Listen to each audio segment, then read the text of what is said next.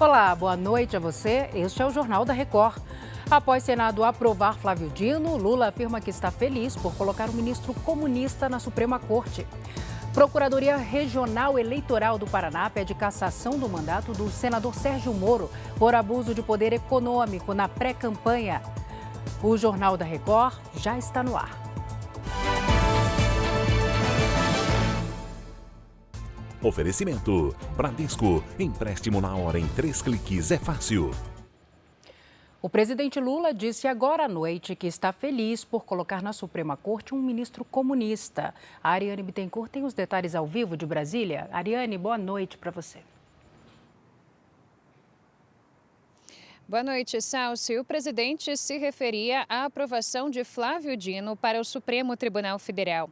O atual ministro da Justiça e Segurança Pública foi indicado por Lula no fim de novembro e aprovado pelos senadores na última quarta-feira. O presidente deu a declaração durante a 4ª Conferência Nacional da Juventude do Partido dos Trabalhadores. Vamos ouvir o que ele disse. Vocês não sabem como eu estou feliz hoje, pela primeira vez na história deste país, nós conseguimos colocar na Suprema Corte desse país um ministro comunista, um companheiro da qualidade do Flávio Dino. A posse de Flávio Dino no STF deve ocorrer em 22 de fevereiro do ano que vem. Salsi. Obrigada, Ariane, pelas informações. Já falamos de novo. A Procuradoria-Geral Eleitoral do Paraná enviou parecer ao Tribunal Regional Eleitoral do Estado em que defende a cassação do mandato do senador Sérgio Moro, do União Brasil. Segundo os procuradores, o ex-juiz da Lava Jato cometeu abuso de poder econômico durante a pré-campanha eleitoral do ano passado. O PT e o PL acusam Moro de ter usado, a pré-campanha, a presidência da República, para impulsionar a candidatura ao Senado, em que acabou eleito. O caso pode ser julgado pela Justiça Eleitoral no mês que vem. Moro afirma que é alvo de perseguição política. O governador de São Paulo, Tarcísio de Freitas, afirmou que o prefeito da capital, Ricardo Nunes, não foi pego de surpresa com o anúncio de reajuste nas tarifas dos trens metropolitanos e do metrô daqui de São Paulo. A Caterina Schutt traz os detalhes. Caterina, boa noite. Oi, Salsi, boa noite para você e também para todos que nos acompanham. Olha, o governador disse em entrevista coletiva que havia avisado o prefeito Ricardo Nunes sobre o reajuste na segunda-feira, justamente na reunião em que Nunes anunciou a tarifa zero nos ônibus da capital aos domingos. Então vamos ouvir o que os dois disseram. Quando ele me comunicou a tarifa zero dos finais de semana, naquele mesmo dia eu falei, olha, eu vou reajustar metrô, CPTM e MTU, que eu preciso fazer. A prefeitura tem condição de manter a tarifa em 4,40. Nós não temos condição mais de manter a tarifa. Mesmo reajustando, a gente vai aportar um recurso importante em termos de subsídio. A gente não pode mais estar tirando dinheiro de outras áreas que são prioritárias. A gente está vendo aí, nós temos um desafio da saúde, né? Nós temos um desafio da segurança pública. Então não dá mais para estar tirando para subsidiar a atividade de transporte. O governo do estado ele optou por uma questão de financeira do metrô e da CPTM de dar 13%. A inflação do período foi 26%. Mesmo assim, o Tarcísio conseguiu dar metade da inflação. Então, a tarifa vai para R$ 5,00 do metrô e CPTM da prefeitura. Continua os R$ 4,40. Na aquisição do bilhete de integração, vai ter a correção do metrô e CPTM, mas o do ônibus permanece o mesmo valor. Então, não vai mudar nada, R$ 4,40 a tarifa de São Paulo durante todo o ano de 2024. E olha, Salsi, as tarifas do trem e do metrô vai subir de R$ 4,40 para R$ 5,00. A mudança começa a valer no dia 1º de janeiro. Não havia reajuste desde 2020. Já o valor das passagens de ônibus na capital paulista não vai aumentar. O prefeito garantiu que a alteração de valor no metrô e no trem não afeta a relação com o Tarcísio. Na capital, as estações de trem e de metrô são integradas com os ônibus municipais. Por isso, as tarifas normalmente elas eram reajustadas em conjunto, viu, Sassi? Elas possuem o mesmo valor desde 2012, o que vai mudar agora em 2024. Eu volto com você. Obrigada, Caterina. O cantor gospel Pedro Henrique morreu após passar mal durante um show em Feira de Santana, na Bahia. O artista teria sofrido um infarto enquanto fazia uma apresentação na noite de quarta-feira em uma cerimônia religiosa. Ele chegou a ser socorrido e levado para o hospital, mas não resistiu. Pedro Henrique tinha 30 anos e morava no Rio de Janeiro. Ele deixa a esposa e uma filha de apenas 1 mês. 13 integrantes de uma facção criminosa do Rio de Janeiro foram presos em uma operação conjunta das polícias federal e civil de Goiás. Entre os criminosos está um homem suspeito de ser um dos maiores fornecedores de drogas às cidades goianas. A operação teve como objetivo desarticular o braço de uma facção criminosa carioca com atuação em Goiás. A investigação começou em outubro, depois que um casal foi assassinado na periferia de Goiânia. Aquele casal lá, a facção pensou, né, que ele tinha passado informações para a polícia. Então, assim, a ordem veio do Rio de Janeiro, porque teve uma pressão grande de drogas no começo do ano. Então, o líder lá da facção mandou executá-lo devido a essa situação. Hoje, 13 pessoas foram presas e 29 mandados de busca e apreensão foram cumpridos em cidades do Rio de Janeiro e também em Goiás. 4 investigados estão foragidos. Segundo a polícia, um dos chefes do grupo criminoso foi preso no Rio de Janeiro. Além de ser o mandante da morte do casal, ele também é investigado por fornecer grande quantidade de drogas para cidades de Goiás. De lá, eles encaminham a droga para cá. Tem aqui o braço direito dele que foi preso no duplo homicídio, no qual faz a distribuição para outras pessoas fazer a revenda aqui na cidade. Para melhorar o combate à violência no Rio de Janeiro, a Assembleia Legislativa do Estado aprovou nesta quinta-feira a recriação da Secretaria de Segurança. E o repórter Leonardo Ack traz as informações ao vivo. Oi, Léo, boa noite. Oi, Salso, boa noite para você, boa noite a todos. Olha, a nova Secretaria de Segurança terá como principal atribuição coordenar as secretarias de Polícia Militar e Polícia Civil que vão continuar existindo. O governador do Rio, Cláudio Castro, havia recriado a pasta no fim de novembro, mas precisava ainda da decisão da LERJ, que na última sessão do ano votou a proposta em regime de urgência. O secretário atual é o delegado da Polícia Federal, Victor César Pereira. O texto segue agora para a sanção do governador. E segundo a LERJ, não haverá aumento de despesas, porque acontecerá a transferência de cargos comissionados já existentes. Agora, a Secretaria de Segurança havia sido extinta em 2019 pelo então governador Wilson Witzel. Salce. Obrigada, Léo, pelos detalhes. A Polícia Federal cumpriu nesta quinta-feira mais 2 mandados de busca e apreensão contra suspeitos de invadir a conta da primeira-dama Janja da Silva em uma rede social.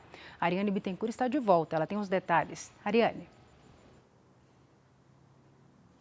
Salce, os policiais apreenderam aqui no Distrito Federal um computador e celulares na casa da mãe e do padrasto do adolescente de 17 anos de idade. Em depoimento, ele confessou participação no ataque ao perfil de Janja e disse estar arrependido. Segundo as investigações, o jovem mantinha contato através da internet com outro suspeito que tem 25 anos e é de Minas Gerais. Entre os crimes investigados estão difamação e invasão de dispositivo informático. A conta da primeira-dama foi invadida na segunda-feira. Durante cerca de 2 horas, os hackers fizeram ataques e postagens ofensivas contra Janja, o presidente Lula e o ministro do STF, Alexandre de Moraes. Salce. Obrigada, Ariane. Bom descanso para você. Agora a gente fala sobre o conflito no Oriente Médio, porque o exército de Israel pediu para os moradores da faixa de Gaza deixarem parte da região sul, que está sob ataque. A operação terrestre avançou pela cidade de Khan Yunis nesta quinta-feira. Túneis, depósitos de armas e postos militares do Hamas foram destruídos. Israel recebeu a visita do conselheiro de Segurança Nacional dos Estados Unidos. Jake Sullivan discutiu os próximos passos da guerra com o primeiro-ministro Benjamin Netanyahu. O ministro da Defesa, Yoav Gallant, afirmou que a guerra contra os terroristas do Hamas deve durar muitos meses. E o Congresso Nacional derrubou por ampla maioria o veto do presidente Lula à prorrogação da desoneração da folha de pagamento. A medida que garante milhares de empregos vai valer agora por mais 4 anos. O veto do presidente Lula começou a ser analisado no início da tarde em sessão conjunta do Congresso. Primeiro foi a vez dos senadores. O autor do projeto defendeu a desoneração e encaminhou o voto contra a decisão do presidente Lula. Essa derrubada do veto, que a gente vê bem encaminhada pelas lideranças do Congresso, tanto na Câmara quanto no Senado, trará, primeiro, segurança jurídica para quem empreende, poder fazer o seu planejamento. Segundo, trará paz de espírito para quem trabalha, para quem tem o seu emprego e não estará ameaçada a demissão. 60 senadores votaram pela derrubada do veto e 13 foram a favor da manutenção. Na sequência, veio a análise dos deputados. Eu entendo que a Câmara também tem que ir nessa direção. Então eu reitero o apelo. Que a gente faça disso um momento de afirmação da independência do Legislativo e do compromisso com o que é certo. Os deputados também derrubaram o veto presidencial por ampla maioria. 378 votos a favor e 78 contra. Rejeitado o veto na Câmara dos Deputados. O veto vai à promulgação. O governo não apresentou oficialmente qualquer proposta alternativa à desoneração da folha. A medida, considerada fundamental para a geração e a manutenção de empregos, inclui os 17 setores da economia que mais empregam no país. Até 2027, as empresas vão pagar alíquotas de 1 a 4,5% sobre a receita bruta, em vez de 20% sobre a folha de pagamento. Eu fiquei muito contente com o resultado da derrubada do veto da desoneração da folha. Foi um placar expressivo, tanto no Senado quanto na Câmara dos Deputados. Isso prova que nós, o Congresso Nacional, na democracia, temos nas questões legislativas a palavra final. É um tema que não é novo, portanto precisa ter continuidade. Venceu a democracia, venceu o setor produtivo brasileiro. Seguimos neste assunto porque representantes dos 17 setores comemoraram a derrubada do veto e afirmaram que a decisão do Congresso vai evitar o desemprego e impulsionar a economia. A Federação Nacional de Call Center, Telecomunicações e Informática acredita que a derrubada do veto traz mais segurança para os 17 setores manterem os trabalhos e qualificarem os funcionários. Nós estamos agora com segurança de investir, de manter várias frentes de trabalho em diversos setores, nos 17 setores. Isso vai ajudar o país a arrecadar mais, o país a ter segurança no seu futuro. A Associação Brasileira da Indústria de Máquinas e Equipamentos lembrou que a desoneração vai aumentar o ritmo das contratações. É uma política que gerou mais empregos com carteira assinada naqueles setores beneficiados e também aumentou a massa salarial. E isso ficou comprovado nos estudos apresentados na Câmara e no Senado. A Associação Brasileira de Teleserviços disse que a medida é necessária para impulsionar o primeiro emprego para os jovens, principalmente das pequenas cidades. Eles provavelmente perderiam esse emprego e, como eu sempre digo, não haveria trabalho para esses jovens. A derrubada também foi comemorada entre parlamentares. Mantém empregos, gera novos empregos e faz com que o Brasil possa continuar crescendo nessas áreas. Para mim, imposto no Brasil é demasiado, nós somos uma das nações que mais cobram imposto no mundo e a desoneração é uma necessidade do empresário. Afinal de contas, é o empresário que sustenta esse país, que emprega nesse país e que paga nossas contas. A senadora Tereza Cristina, do Progressistas de Mato Grosso do Sul, afirmou que o debate pode ser ampliado. O Congresso hoje mostrou, a sua força, mostrando que é preciso, que era importante essa desoneração para a manutenção do emprego e renda das famílias brasileiras. Por enquanto, para 17 setores, mas vamos discutir no futuro um imposto justo para que quem dá emprego nesse Brasil não seja tão onerado. Os empresários afirmam que estão abertos para dialogar com o governo a qualquer momento sobre um projeto tributário mais amplo, mas deixaram claro que a derrubada do veto era urgente para o planejamento de novos investimentos e para garantir melhores condições de trabalho para os cerca de 9 milhões de trabalhadores nos próximos anos. Essa política é uma política temporária, né? Ela agora foi prorrogada por mais 4 anos e apenas para 17 setores da economia. A gente entende que o Brasil precisa sim ter um debate para ter uma política mais ampla e perene para diminuir o custo de empregar no Brasil.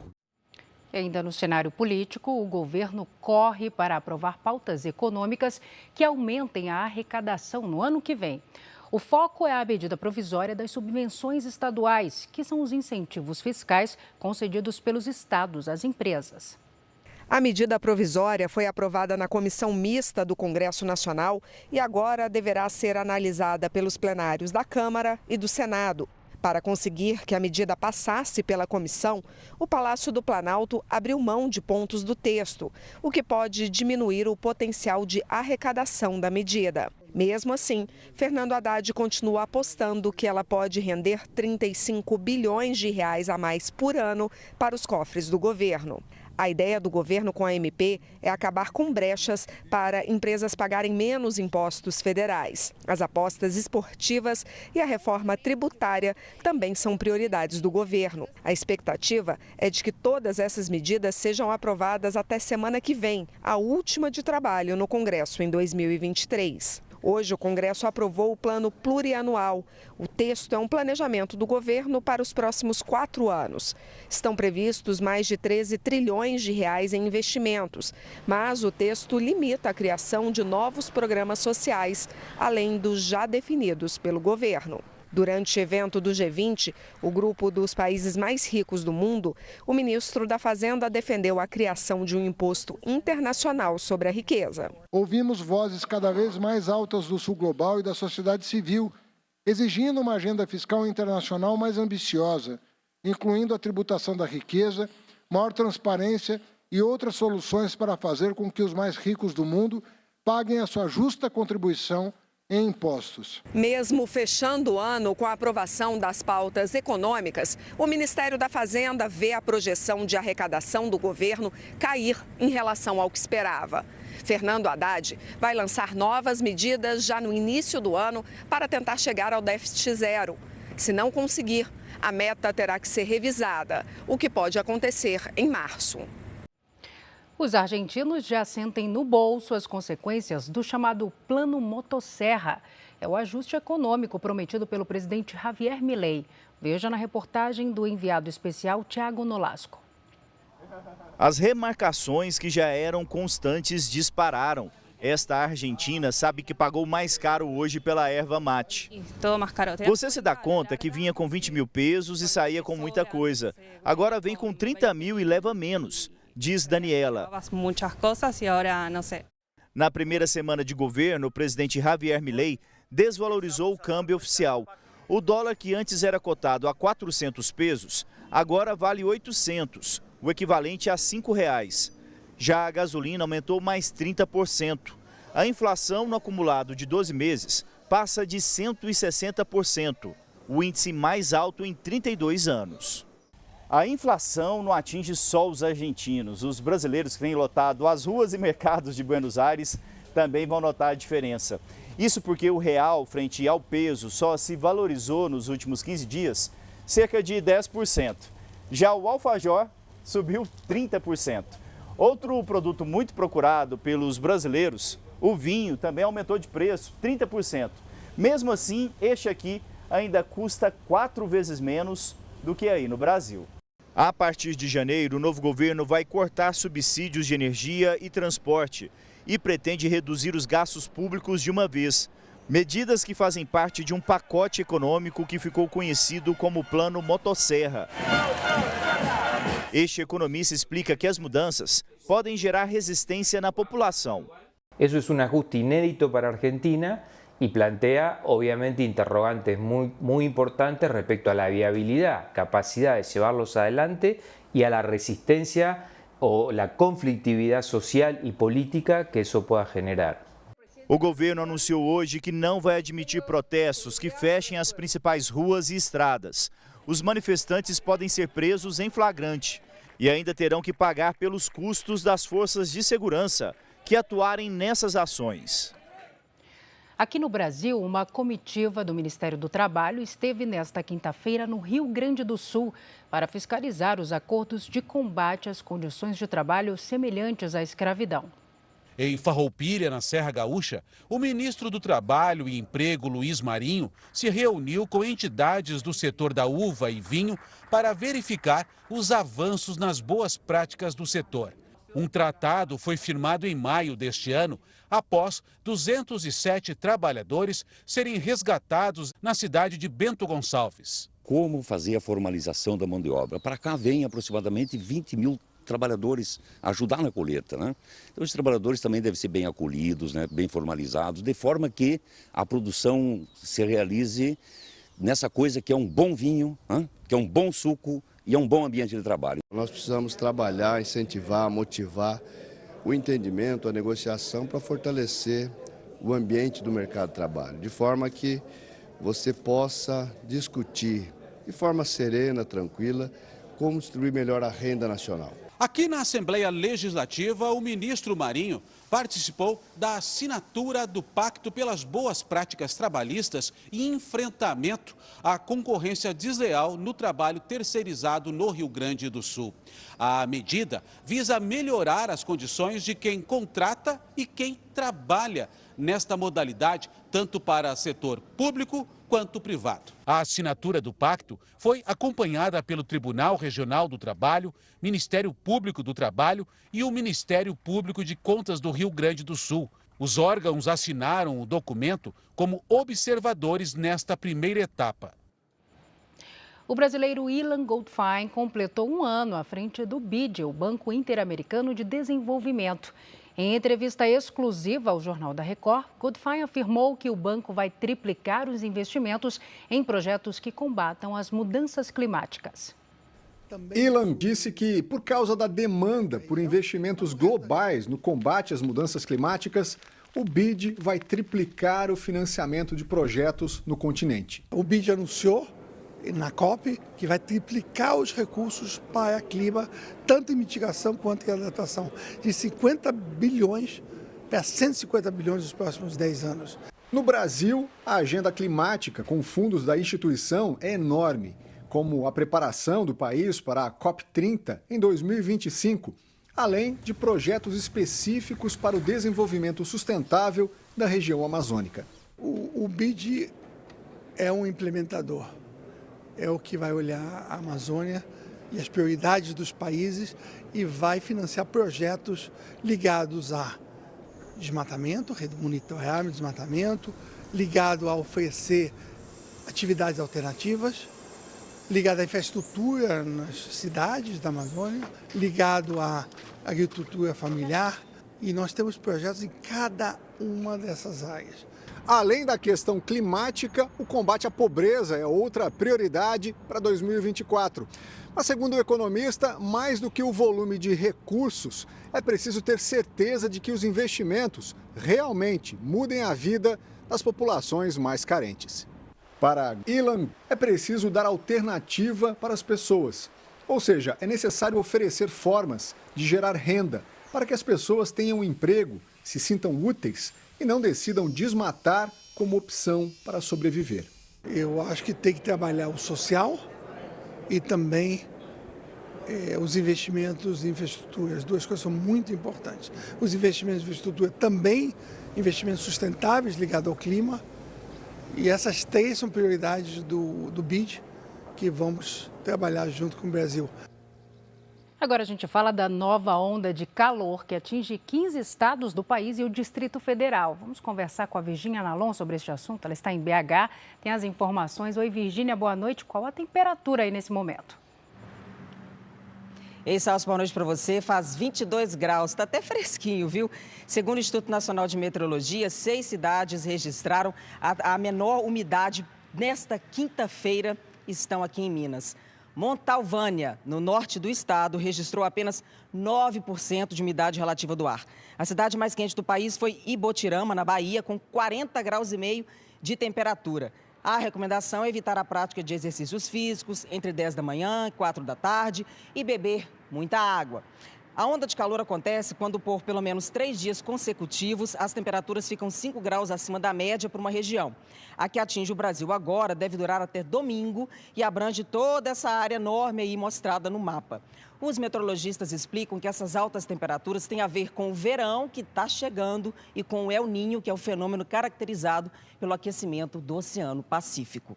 Salce. Já ficou alerta para enfrentar esse calorão. Obrigada, Virgínia.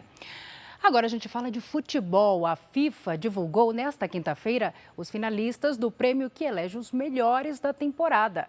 Atual campeão, Lionel Messi, vai tentar o 8º prêmio de melhor do mundo da FIFA. O craque argentino concorre com Mbappé, da França, e com o norueguês Haaland, campeão e artilheiro da última Liga dos Campeões pelo Manchester City.